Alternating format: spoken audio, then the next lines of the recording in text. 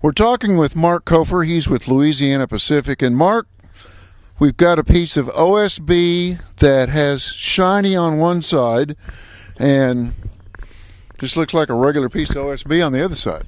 Well, Chris, it really is a regular piece of OSB.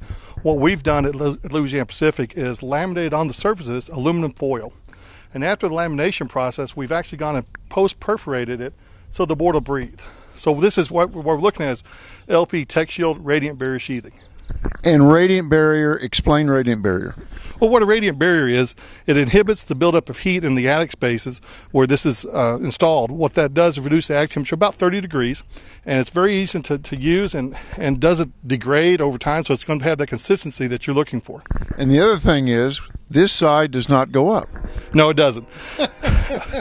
I have seen it installed improperly before, and you can see it from many miles away on a nice sunny day. But, yes. But we're not blocking visible light. What we really do is blocking the UV radiation that causes the heat buildup. And it really doesn't have, one of the questions I get all the time, it doesn't have an effect on shingles. No, it doesn't. You know, we've worked with many of the major single manufacturers to have them tested to be sure, but and every one of them has said that, you know, it has no effect. I mean, in Texas, it's going to get hot no matter what, so 2 or 3 degrees difference doesn't matter.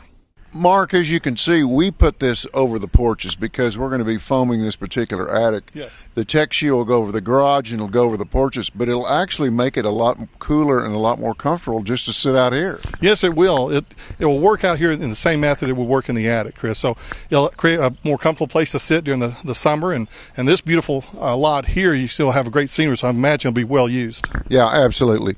We should also note that on the exterior walls that you see, is another Louisiana Pacific product, which is all OSB. Yes. And we're using this for structural to kind of help hold the house together. Well, the OSB, the Orient Strand Board, is a product that we manufacture about, on a good year, about 8 billion feet of a year. So we're one of the largest manufacturers of OSB in the world. It's used in a structural sheathing application like you see here on the vertical wall. Mark, we've used several beams in here, and in the past, we used to use solid lumber, such as this 2x12, which takes quite a tree to make that piece of solid lumber. But now then we're using, explain this to us. What this is an LVL, which is a laminated veneer lumber. As you can see, there's layers to it. So what we do at a plant, it's kind of like making plywood to a certain degree. The best way I can describe it is we take veneers and then we laminate them together, glue them together to make the same kind of strength, if not stronger, than the dimensional lumber. What that allows us to do, to be honest with you, is use younger trees, so that they don't have to use the old growth. As you can see by this one, you can imagine how old this tree was to be cut, to be used.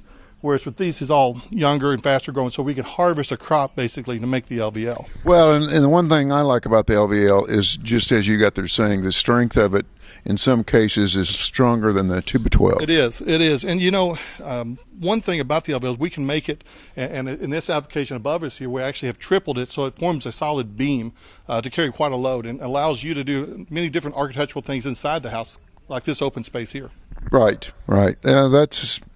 We're starting to use a lot of that as well as in getting away from the dimensional lumber when we can. Sure, and we see that to be a trend overall in the building industry as we get to more renewable resources and better usage of the resources we do have. Mark, as always, I appreciate it very much. I appreciate you, Chris. Thank you, sir.